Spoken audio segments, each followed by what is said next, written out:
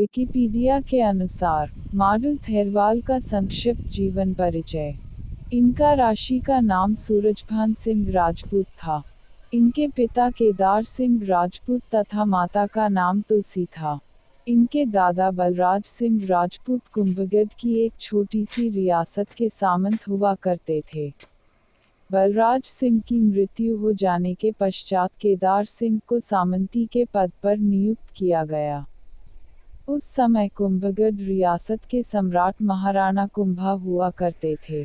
इन्हीं बलराज सिंह के संदर्भ में कहा जाता है कि इनके दो पुत्र हुए, पहला अजीत सिंह और दूसरे केदार सिंह। बाड़मेर के इतिहासकार मानते हैं कि अजीत सिंह को बचपन में ही कुछ साधु उठाकर ले गए थे, किंतु इसके प्रमाण नहीं मिलते। माडल थेरवाल का जन्म 1522 विक्रमी बैसाख ज्येष्ठ की 22 गते शुक्ल पक्ष को कुंभगढ़ उदयपुर राजस्थान में हुआ था। इनकी मृत्यु के संबंध में कहा जाता है कि विक्रमी संवत 1612 कार्तिक मास की 9 गते शुक्ल पक्ष को थेर गांव में हुई थी। ऐसा पुराने समय के स्थानीय लोगों का मत है। इसका वर्णन किसी पुस्तक में नहीं मिलता। माडल थेरवाल के अन्य भाई सुमेर सिंह, रूकमणि बहन, कृपाल सिंह, माधो सिंह, दयाल सिंह, तारामती बहन, ख्यात सिंह और ओंकार सिंह हुए। माडल थेरवाल के भाइयों व समूह का वर्णन श्रीयंत्र नगर के पुस्तकालय की एक पुस्तक में मिलता है।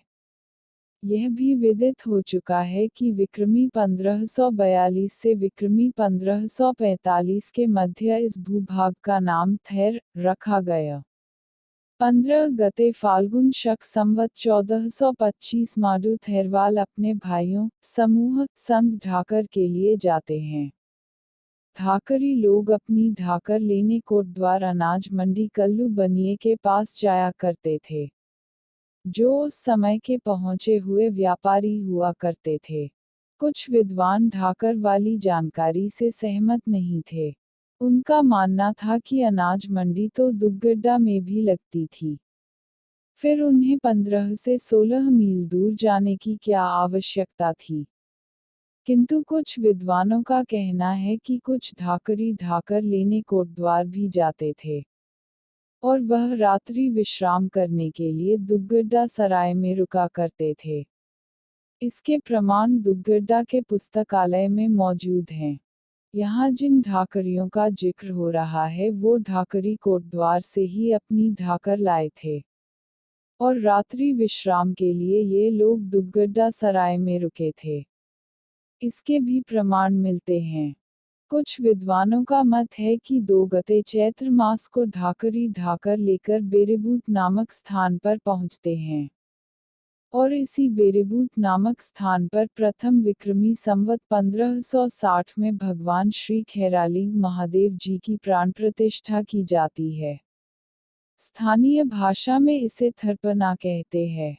यह भी विदित है कि 17 गते बैशाख मास की 1560 विक्रमी को थेर गांव में भगवान श्री खैरालिंग महादेव जी की स्थापना की जाती है, और मुंडनेश्वर नामक सुरम्य पर्वत पर श्री खैरालिंग महादेव की स्थापना विक्रमी संवत 1561 को की जाती है।